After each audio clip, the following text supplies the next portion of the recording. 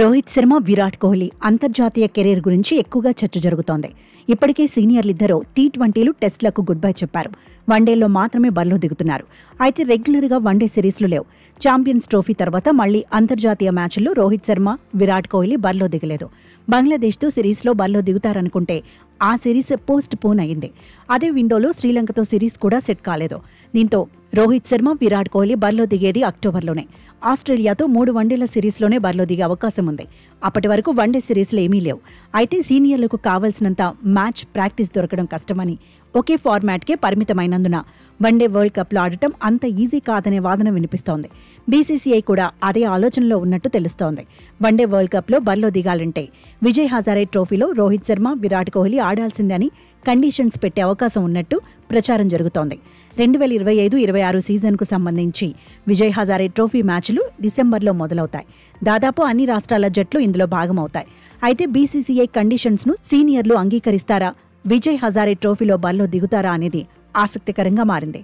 ఒకవేళ విజయ్ హజారే ట్రోఫీలో ఆడేందుకు నో చెబితే ఆస్ట్రేలియాతో వన్డే సిరీసే కోహ్లీ, రోహిత్కు చివరి సిరీస్ అవుతుందని కథనాలొస్తున్నాయి. దీంతో సీనియర్లకు టఫ్ టైం తప్పదనే వాదన వినిపిస్తోంది.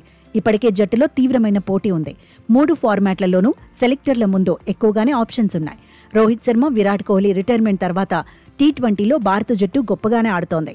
సీనియర్లు లేని లోటు కనిపించకుండా సత్తా చాటుతోంది. వచ్చిన అవకాశాలను సూర్యకుమార్ యాదవ్ కెప్టెన్సీలో యువ ఆటగాళ్లు వినియోగించుకుంటున్నారు. టెస్టుల్లోనూ రోహిత్ శర్మ, విరాట్ కోహ్లీ లేకుండానే భారత జట్టు ఆడుతోంది. ఇంగ్లాండ్తో సిరీస్లో సీనియర్లు లేకపోయినా దుమ్ము రేపింది. ఆతిథ్య జట్టుని వణికించేసింది. కెప్టెన్గా తొలి సిరీస్లోనే శుభ్మన్ గిల్ చెలరేగిపాడు. 4వ స్థానంలో విరాట్ స్థానాన్ని కూడా భర్తీ చేశాడు. ఓపెనర్గా రోహిత్ శర్మ ప్లేస్లో కేఎల్ రాహుల్ కూడా సెటిల్ అయిపాడు. దీంతో భారత జట్టును ముందుకు తీసుకువెళ్లడానికి యువ ప్లేయర్లు సిద్ధంగా ఉన్నారని సెలెక్టర్లు ఫిక్స్ అయిపోయారు.